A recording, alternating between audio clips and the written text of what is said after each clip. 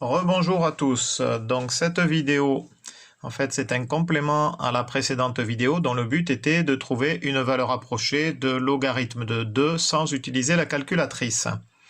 Donc si la précédente vidéo s'adressait à des terminales spécialité maths, cette vidéo-là s'adresse aussi à des premières spécialités mathématiques. Pourquoi ? Parce qu'on va aborder donc les équations des tangentes aux courbes et le point d'intersection entre deux droites.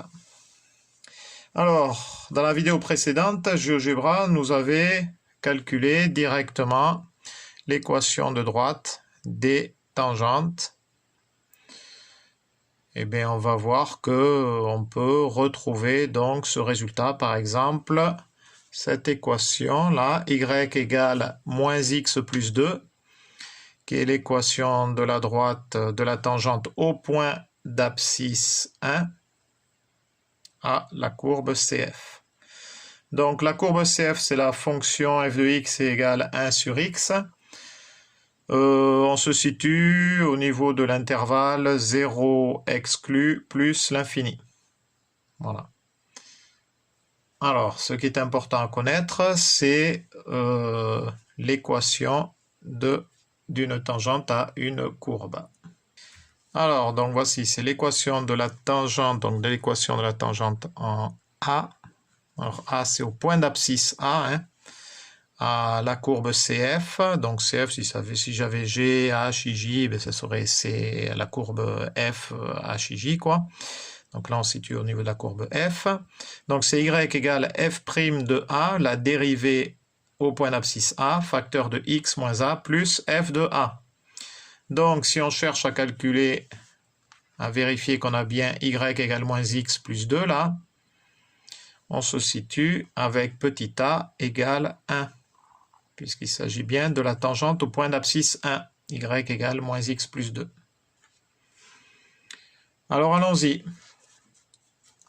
Donc ça veut dire qu'il faut trouver y égale f' de 1, facteur de x moins 1, plus f de 1. Je remplace petit a par 1 ici, là, puisque c'est à ce niveau-là que la droite elle touche la courbe, enfin la courbe de la fonction f de x. Donc, eh bien, on voit qu'il y a f' de 1, on va calculer f' de 1, mais avant de calculer f' de 1, on va calculer donc f' de x. f de x est égal à 1 sur x, f' de x est donc égal, donc là on se rappelle la définition, enfin c'est pas du tout une définition, hein. La dérivée de 1 sur x c'est moins 1 sur x au carré, mais si on ne se rappelle pas que la dérivée de 1 sur x est moins 1 sur x au carré, et que l'on se rappelle que la dérivée de u sur v c'est u'v moins uv' sur v au carré, mais on peut utiliser donc cette formule-là. Pourquoi? Parce que dans ce cas-là, u ce serait 1 et v ce serait x. Donc si je prends u'v, donc la dérivée de 1 c'est 0, donc du coup tout ça, ça sera 0, moins, donc j'oublie surtout pas mon moins. La dérivée, donc je reprends u, c'est 1, et la dérivée de x, c'est 1, donc c'est bien 1 fois 1, ça fait 1, 1 sur v au carré, c'est bien x au carré. Voilà. À ce moment-là, f' de 1, on a bien moins 1 sur 1 au carré, ça fait bien égal à moins 1. Donc voilà, on a déjà f' de 1. Il nous faut aussi f de 1. Ben, f de 1, c'est donc 1 sur 1, c'est égal à 1. Maintenant, je n'ai plus qu'à remplacer. Y égale f' de 1, c'est moins 1, facteur de x moins 1, plus f de 1, c'est 1, 1. Et donc là, on trouve moins 1 fois x, ça fait bien moins x. Moins 1 fois moins 1, ça fait bien plus 1 et plus 1 ici, ça fait bien plus 2. Voilà, on a y égale moins x plus 2. Le coefficient directeur de cette droite, c'est moins 1. Donc, on a une droite qui est décroissante. Voyons voir, c'est bien ça, la droite est bien décroissante. Il faut toujours regarder aussi un petit peu avoir le souci d'un peu de cohérence par rapport à tout ça. Enfin, des vérifications, des petites vérifications comme ça, toujours cet automatisme-là, quoi. Ok. Bon, on va pas faire pour celle-ci, là, hein, c'est le même principe, sauf que dans ce cas-là, petit a serait égal à 1,5. Voilà. Donc, GeoGebra nous avait trouvé aussi le point d'intersection ici, là, des deux droites, qu'il avait appelé grand A. Et donc, il nous avait donné les coordonnées de grand A. Comment a-t-il fait pour nous donner les coordonnées de grand A?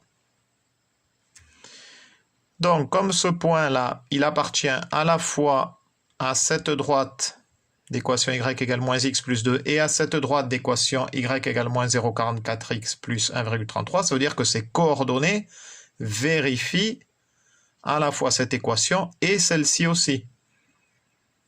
Donc, si je remplace les coordonnées x et y de A dans ces équations-là, les égalités, elles sont vraies. Il faut donc résoudre ce système. Alors là, il y a deux possibilités, soit par substitution, soit par combinaison. Substitution, par exemple, je remplace ici, dans la deuxième équation, je remplace y par la valeur moins x plus 2.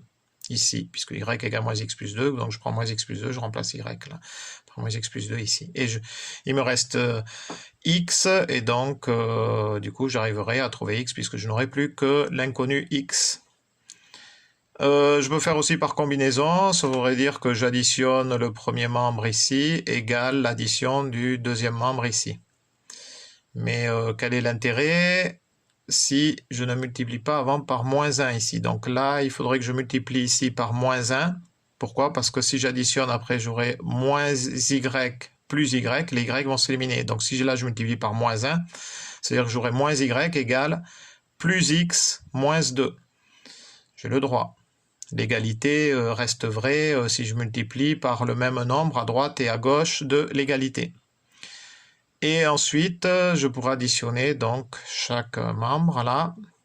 Et les y, comme je disais, ils vont s'éliminer, il me restera les x. Et j'obtiendrai le même résultat. Donc, faisons par substitution, par exemple. Donc, je vais remplacer y ici par moins x plus 2.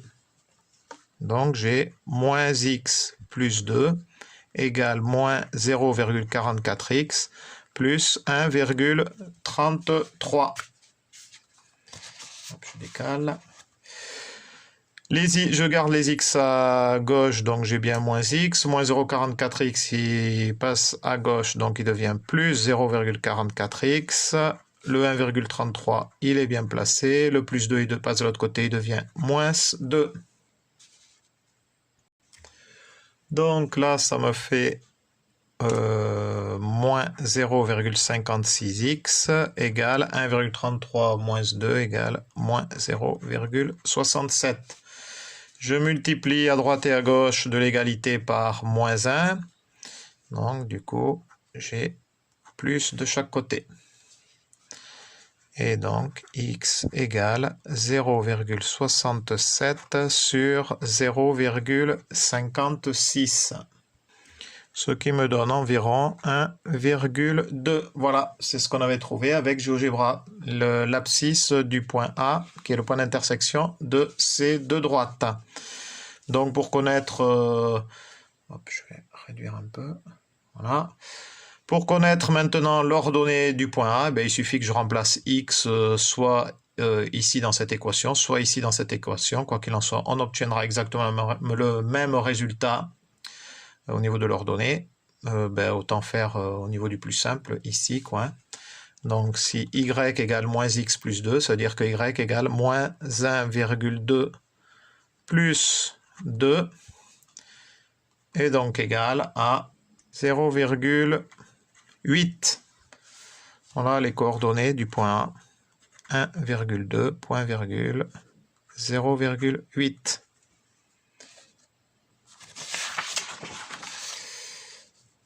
Voilà, pour ce qui est des calculs des équations des tangentes et du point d'intersection de droite.